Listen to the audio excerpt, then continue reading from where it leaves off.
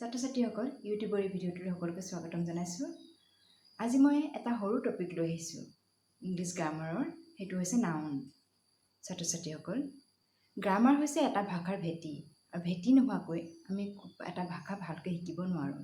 গতিকে সৰু সৰু কথাবিলাক শব্দৰ পৰা আৰম্ভ কৰি আমি যদি শিকি যাওঁ, এটা ভাষা ভালকৈ আয়ত্ব কৰিব পাৰিম। সেইকাৰণে মই আজি নাউনৰ ওপৰত অলপমান ক'ব বিচাৰিছোঁ, যাতে নাউনৰ বিষয়বস্তুখিনি তোমালোকে ভালকৈ বুজি ভৱিষ্যতে নিজৰ ভাষাটো আয়ত্ব কৰাত সহায় ল'ব পাৰা। গতিকে আহা ভিডিঅ'টোৰ ভিতৰলৈ যাওঁ। নাউন্স। ছাত্ৰ-ছাত্ৰীসকল, মই আগৰ এটা ভিডিঅ'ত কৈছিলোঁ যে যিকোনো এটা ভাষা শিকিবৰ কাৰণে আমি প্ৰথমে ৱৰ্ড শিকিব লাগিব। এই ৱৰ্ডবিলাক প্ৰতিটো ভাষাতে সিহঁতৰ কোৱালিটি অৰ্থাৎ প্ৰকৃতি অনুসৰি কিছুমান ভাগত ভাগ কৰা হয়। ইংলিছত এই শব্দবোৰ 8টা ভাগত ভাগ কৰা হয়। এই ভাগখিনিকে একেলগে পাৰ্ট অফ স্পীচ বুলি কোৱা বুলি আমি জানো। ইয়াৰ প্ৰথম ভাগটোৱে হৈছে নাউন, যাৰ ওপৰত আজি আমি আলোচনা কৰিম। Naming words R cold nouns, অৰ্থাৎ নাম বুজোৱা শব্দবোৰেই হ'ল নাউন্স। আমাৰ পৃথিৱীখনত যিমানবোৰ বস্তু আছে, সকলো বস্তুৰেই এটা এটা নাম আছে। সেই শব্দবোৰেই হ'ল নাউন। এতিয়া এই চিত্ৰকেইখনলৈ মন কৰা। ইয়াত দেখা প্ৰতিটো বস্তুৰেই একোটাকৈ নাম আছে। এই সকলোবোৰেই নাউনতে ধৰা হয়। কিন্তু কিছুমান বস্তু আছে যিবোৰ আমি চকুৱে নেদেখোঁ, হাতেৰে চুবও নোৱাৰোঁ। সেই তেনেকুৱা বস্তুৰ নামো কিন্তু নাউনৰ ভিতৰতেই পৰে। যেনেদৰে এই ছবিখন, ইয়াত কিছুমান ইমেজ দেখিছানে? জয়, চৰো, ছেডনেছ, এংগাৰ, ছাৰপ্ৰাইজ, হেল্প, এনেকুৱাবিলাক শব্দ যিবিলাক আমি অনুভৱে কৰিব পাৰোঁ আৰু কিন্তু এটা এটা বস্তু হয়, সেইবিলাককো নাউনৰ ভিতৰত ধৰা হয়। সেইকাৰণে আমি নাউনক দুটা ভাগত ভাগ কৰিব পাৰোঁ। এটা হৈছে কনক্ৰিট নাউন আৰু এটা এবষ্ট্ৰেক্ট নাউন। কনক্ৰিট নাউন মানে যিবোৰ বস্তু আমি টাচ কৰিব পাৰোঁ, শুনিব পাৰোঁ, স্মেল অৰ্থাৎ গোন্ধ ল'ব পাৰোঁ, সেনেকুৱাবোৰ কনক্ৰিট নাউন। আৰু যিবিলাক শব্দ আমি অকল অনুভৱে কৰিব পাৰোঁ, ফিল, ভাবিব পাৰোঁ, কিন্তু টাচ কৰিব নোৱাৰোঁ অৰ্থাৎ চুব নোৱাৰোঁ, সেইবিলাক হৈছে এবষ্ট্ৰেক্ট নাউন। ফৰ এক্সাম্পল, মই এই চিত্ৰখন দেখুৱাইছোঁ। ইয়াত যিবোৰ ৱৰ্ড আছে সেইবোৰ একোটাকৈ বস্তুৰ নাম। সেইকাৰণে এইবিলাক সকলো কনক্ৰিট নাউনৰ উদাহৰণ। আৰু এইখিনি হৈছে এবষ্ট্ৰেক্ট নাউনৰ উদাহৰণ, অৰ্থাৎ এইখিনি বস্তু আমি ফিল কৰিব পাৰোঁ কিন্তু কেতিয়াও টাচ কৰিব নোৱাৰোঁ।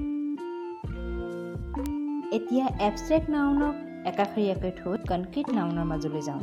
কনক্ৰিট নাউনক দুটা শ্ৰেণীত ভাগ কৰিব পাৰি, কাউণ্টেবল এণ্ড আনকাউণ্টেবল।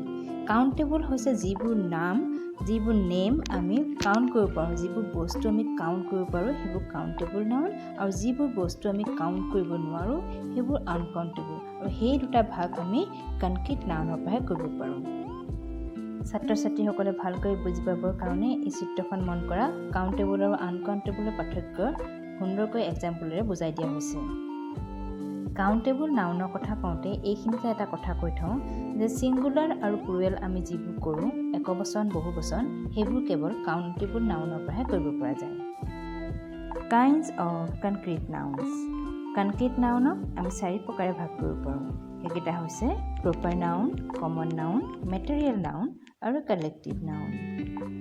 কনক্ৰিট নাউনৰ এই ভাগকেইটা এইবাৰ ভালকৈ জানি লওঁ আহা। Proper noun. A proper noun is the name given to a particular place, person or thing. For example, Rahul, Paris, Bible, Red Fort, etc. অৰ্থাৎ প্ৰপাৰ নাউন বুলি ক'লে আমি এখন নিৰ্দিষ্ট ঠাই, নিৰ্দিষ্ট এজন মানুহ বা নিৰ্দিষ্ট এটা বস্তুৰ নামক বুজোঁ। উদাহৰণস্বৰূপে এই ছবিখন চোৱা, ইয়াত কিছুমান দিয়া আছে, যেনে Titanic, the Bible, king Charles এজন মানুহৰ নাম। এনেকৈ যিবোৰ এজন নিৰ্দিষ্টকৈ এটা বস্তু বা এজন মানুহৰ নামত থাকে সেইবোৰে হৈছে proper noun. Common noun. A common noun is the name of a common thing, place or person. For example, train, school, boy, etc. অৰ্থাৎ কমন নাউন বুলি ক'লে বিভিন্ন বস্তু, ঠাই বা মানুহৰ সমান পৰ্যায়ৰ এটা জাতি বা গোটক কোৱা হয়। কমন নাউনৰ উদাহৰণ থকা এই ছবিখন চোৱা, knife, pear, bread, butterfly etcetera ইয়াত যিবোৰ ৱৰ্ড আছে সেইবোৰ কমন নাউন অৰ্থাৎ এটা গোট বা জাতিক কোৱা হৈছে। Material noun. A material noun is the name of a substance or material of which things are made. Example, gold, flour, steel, etc. অৰ্থাৎ মেটেৰিয়েল নাউন বুলি ক'লে সেইবোৰ সামগ্ৰীৰ নাম যিবোৰেদি আমি বিভিন্ন বস্তু বনাব পাৰোঁ। সোণ, ৰূপ আদিকে ধৰি এই চিত্ৰখনত থকা বিভিন্ন সামগ্ৰীৰ নামবিলাকেই মেটেৰিয়েল নাউনৰ ভিতৰত ধৰা হয়। Collective noun. A collective noun names a group or collection of persons, animals, and things as a complete whole. Example, group, team, herd, flock, etc.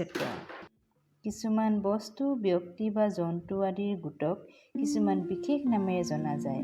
সামগ্ৰিকভাৱে দিয়া কাৰণেই এই নামবোৰক কালেক্টিভ নাউন বুলি কোৱা হয়। নিৰ্দিষ্ট কিছুমান গোটক দিয়া নাম এই চিত্ৰখনত উদাহৰণ ৰূপত সুন্দৰকৈ দেখুওৱা হৈছে। A giggle of gulls, a colony of penguins, a pride of lions. ইয়াত pride, colony এইবোৰে হৈছে কালেক্টিভ নাউনৰ উদাহৰণ। ছাত্ৰ ছাত্ৰীসকল নাউনৰ বিষয়ে মই ইমানেই জনালোঁ। আশা কৰোঁ ভিডিঅ'টোৰ পৰা তোমালোকৰ কিছু সহায় হ'ব। ভিডিঅ'টো চোৱাৰ বাবে বহুত বহুত ধন্যবাদ।